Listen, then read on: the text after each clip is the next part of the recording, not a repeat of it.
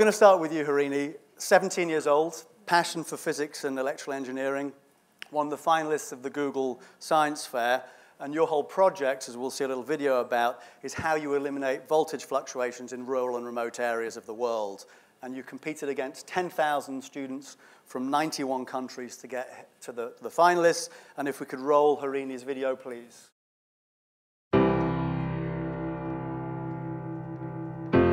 I'm Harini. I'm a 16-year-old girl who was born curious. I love science because it gives answers to most of my questions. I grew up in a small town in southern India. That fueled in me a desire to see if I could find a way to provide stable power to remote villages in India and the developing world.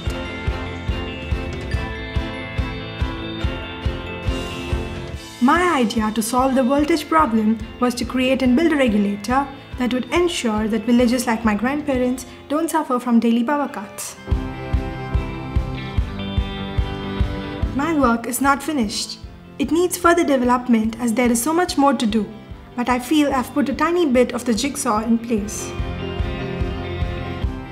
I'm convinced that the solutions to a more stable and sustainable future are simple and within our grasp. What's missing is not the intelligence, but the intent, the desire to change things.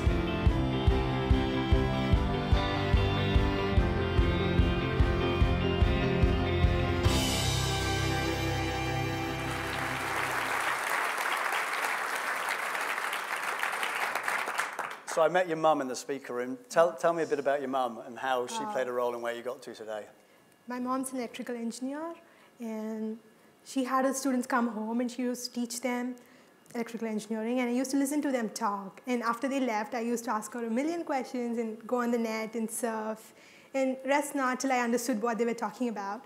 That's how I got interested in electrical engineering. And I learned MATLAB from my mom, and she's the one who helped me do the real-time implementation of my project. And talk a little bit more about the project. Where did the idea for that come from? When I was in Chidambaram, voltage fluctuations were part and parcel of life, and it was worse in the village nearby. If we used to have power, but it used to be very low, the fans used to not work, the lights would not work, and my grandparents, who were farmers, they used to wake up at 3 o'clock in the morning just so they can water their fields, and they used to have stable power for like just 1 hour, so they have to water all their fields within 1 hour, so it was very tough. And I was in 8th when I thought I could probably put my MATLAB knowledge and power electronics knowledge together and find a solution to it. I worked with MATLAB and I came up with a regulator which could effectively compensate voltage fluctuations in less than 0.1 milliseconds. And it could use locally available renewable energy sources. So okay, that's an important point. Talk where the energy actually comes from. In villages of India, we have lots of energy like solar energy and bioenergy like animal waste, but they do not have stable voltage. So this voltage regulator can use all those locally available renewable energy sources and give them stable voltage. So this can be used in all remote areas of the world and most developing countries. And what?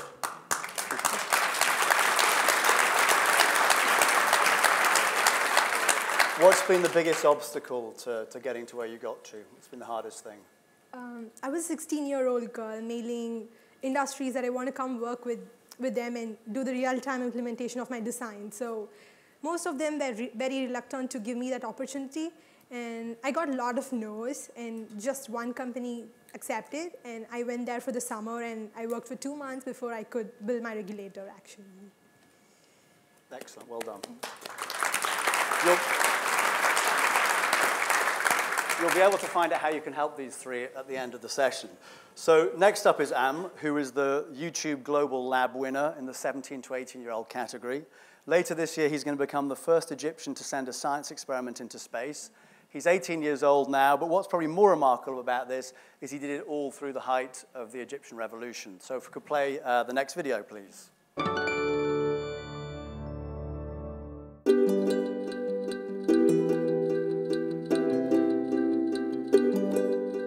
My name is Amr, I'm 18 years old. I come from Alexandria, Egypt, and I'm currently in a gap year. I got my passion for learning from my family. They were my primary supporting system. The idea of sending an experiment to space is the most exciting thing that I have ever heard in my life. I've always been fascinated by science because with a handful of equations I can explain the world around me. It feels great to represent all the Middle East because Egypt's contributions to the field of space exploration has been minimal.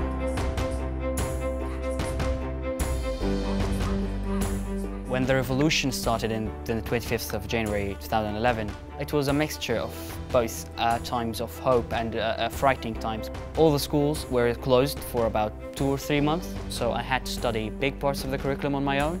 That was a very challenging time. I think in the future, things are going to change a lot. I would like to work and put effort to develop my country.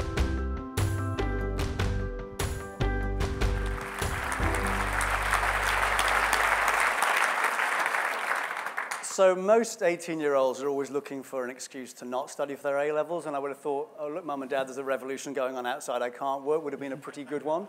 Talk to me about how it was and what it was like actually doing that. When the revolution started on the 25th of January, one day or two later, all the schools were closed by order from the military. And then I studied in the British A-level system, so the A-level exams were not postponed. And so at that time, we started wondering whether the situation in Egypt and the protests will continue until the exams or not. So there was a time of uncertainty where I was really afraid that maybe I wouldn't be able to finish my work and be ready for the exams. So I started working on my own, studying from books or from when the internet was shut down several times during the revolution. So whenever I had access to internet, I used to watch online lectures from universities. And you said you had to go out and actually march in the streets and do various things. Talk to us a little bit about that. Yeah, so I joined the protest on the 28th of January. The policemen were still on the streets, and so it was a very intense day. I walked with my friends in a protest. It was a large protest that was organized this day.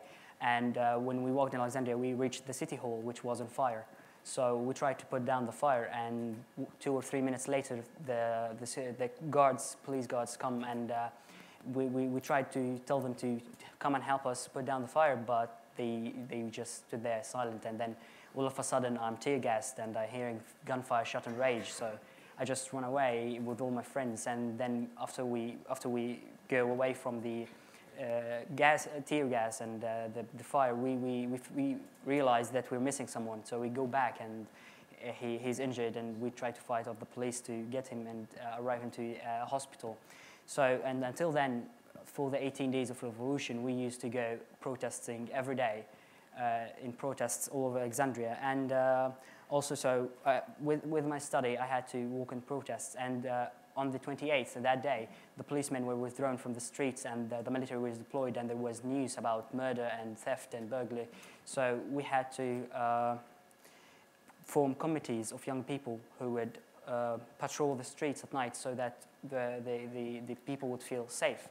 So in my neighborhood, you get assigned like 3 or 4 hours of the night where you must patrol the streets of the neighborhood, around the neighborhood. So and some days I would stay late at night patrolling the streets, and then I still have to study for my A-levels and still go and protest. So it was an intense time. And then from there to spiders in space. Do you want to just explain where that comes from? Well, spiders have been in space before. The kind of spiders that have been in space before was the orb weavers. It was featured in the famous children's book, Charlotte's Web.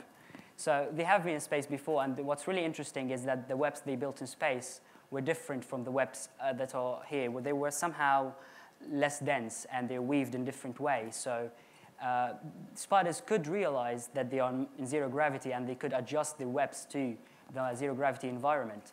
So when I heard about the YouTube Space Lab, and I read an article about the animals that have been in space, I watched the video of the orb weavers in space, and I thought that it would be really nice if we can make things harder and take away a huge advantage, which is the webs, and see if they can still survive. So I got kind of spiders, the jumping spiders. They cannot build webs, and they can do trajectory physics. They can measure distances and adjust the angle that they jump to land precisely on the prey. So when they adjust the angle here on Earth, they compensate for gravity. All they have to do in space is realize that they don't have to compensate for gravity anymore, and they just jump in a straight line.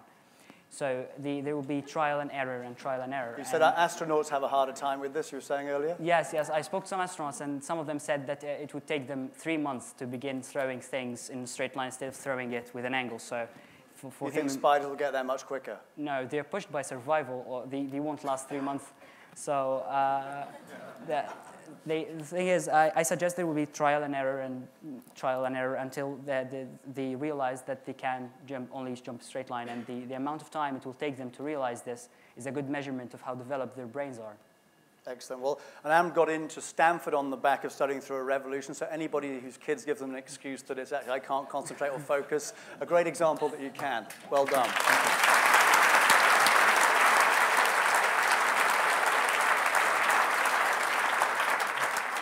And last up is Joel, who's from a rural village in Kenya, the winner of the Zeitgeist Young Minds, and he has a fantastically interesting social business idea, which is all about bringing water to communities in his local village that can't actually get access to water, but also making money out of doing that. So let's have a look at the video, please.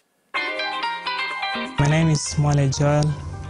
I'm from Kenya, and the name of my project is Skydrop Enterprise. What the business does is that it taps rainwater, which is collected from the roof. Then the rainwater is stored in a 50,000-liter concrete tank.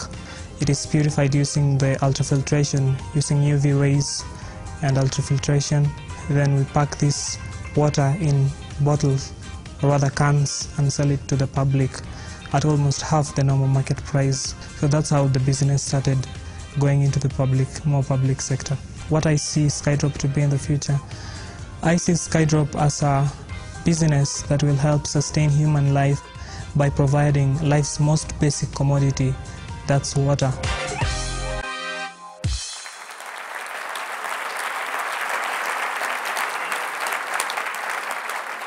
So a great social business idea, both making money and doing good. What was your motivation? Where did it all start? Well, I started Skydrop in the year 2007. I fell ill of dysentery, and I was taken to hospital.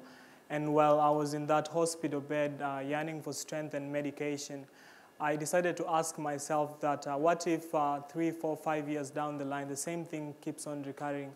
I probably might end up dying out of dysentery. And so I told myself that when I recover, then I should do something. And so when I came from hospital, I built a manual wheel-driven borehole for members of my community. And after 6 months down the line, this borehole was being used to deliver access to clean drinking water to a population of 5,000 households. Then that was how I started my passion into water. And then 2 years down the line, I dropped out of high school because I could not afford $100 school fees for a whole year. And when I went back home, I started asking myself, what can I do to be able to raise money for school fees and money to sustain my family, because we were experiencing heavy financial constraints. And so I came up with an idea that if I can be able to rent out someone's property, which had a concrete tank and a processing plant, then I can be able to look for money and buy a purifying machine. Then I can be able to process this water, purify it, and then sell to the public at an affordable price. So the first piece of the puzzle had been solved. There was somebody who was willing to rent out for me his property. But the other thing was looking for capital, which, growing up in a rural Kenyan village, who could give you $5,000 to buy a purifying machine. So I went to the streets for 5 months looking for capital, but then I wasn't able to get anything. Who would invest in a 16-year-old kid saying that he wanted to start purifying water? And so at the end of the day, I went back home. I was quite frustrated, and in the midst of frustration and about to give up, I realized that there was one thing that I had with me, and that was the fact that when my daddy died in the year 2000, he left for us a 20-acre piece of land. And this piece of land was just lying there bare, full of grass, and we couldn't be able to cultivate it because we could not afford the agricultural inputs. And so I told myself that if you can be able to lease this piece of land to somebody for a period of 5 years, and then ask this guy to give me $5,000, which was $500,000. Then he can use each year that he tills the land to reclaim $1,000 for that money. So after 5 years, the guy will have recovered his loan, and he will have given me in turn money to start the business. And so we went into negotiations, and after 1 month down the line, I was able to get $5,000 to buy a water purifying machine, and we started processing water. And how many bottles are you selling today? Last year, at the end of the last financial year, we were able to sell 200,000 bottles, which represents 1,000% growth as compared to the previous year.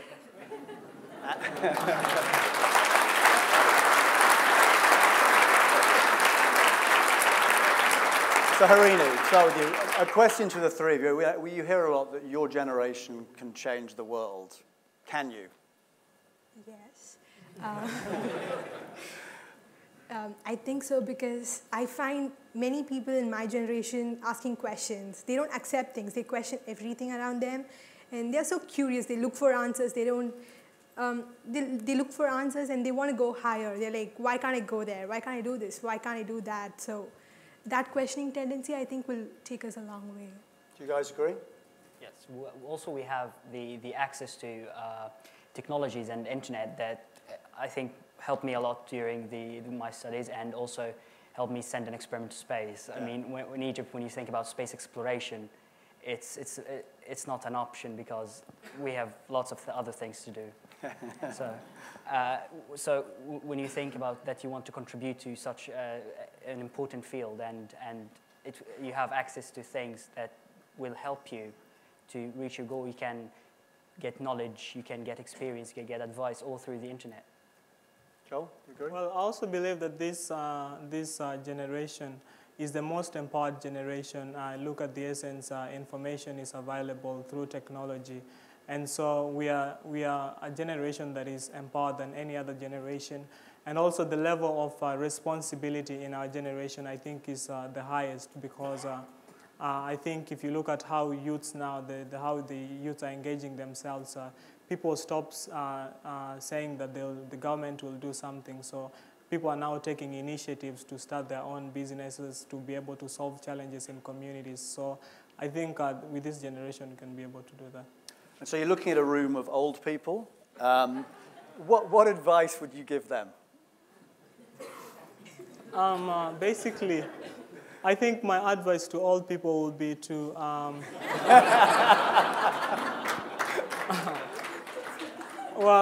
to invest in youths and youths who are deep involved in entrepreneurship, because I believe that if you capitalize on the youths and entrepreneurship, then it can be able to create an amazing change in the world. You've seen people like Bill Gates, they started at such a young age, people like Mark Zuckerberg. So if these old guys here can invest in youths then and back up their entrepreneurial activities, then you can create an amazing change, which can drive the long. Invest in the sense of funding, and I think time and mentorship. Like, I'd love to learn from people who are more advanced in the field of power electronics or physics. That'd be nice. I think I agree with Joel that the best investment is to invest in the youth and science, and it's a long-term investment, but it's the best kind of investment, because investing in science and youth, it will lead to products that are going to change the world. And yeah, I second Joel. And you've all come here. You have a very important bunch of people here. You obviously would like to get something out of your trip to Google Zeitgeist. If each of you had one tangible ask that if anybody sitting here is motivated to come and help you, what would that be, Joel? What would your... Basically, as an entrepreneur, I'm looking for people who can be able to mentor me in my growth, because I'm meant to understand that sometimes growing up as an entrepreneur and getting to experience things yourself, you're bound to make mistakes. And I just incorporated Skydrop into a company, and we are looking for people who can be able to help me model it into a big, colossal company that possibly can be the next Nestle or Coca-Cola of Africa. And we're also looking for people who can be able to help my business grow in either way, through investment or through networking. Terrific. Yeah. Harini? I would like to have a mentor and somebody who would fund and help me do my project for the practical world. Like right now, I've done it for 20 volts and 5 volt variation, but I've done the 230 volts in MATLAB, so which means I can actually do it in real time. But I've not done it for the lack of funding and a mentor, so it'd be great to get both of those. Anam? I still think that you should invest and encourage in science and in the young people. That's my request. Terrific. Well, I think 3 amazing young people, all going to Stanford next year.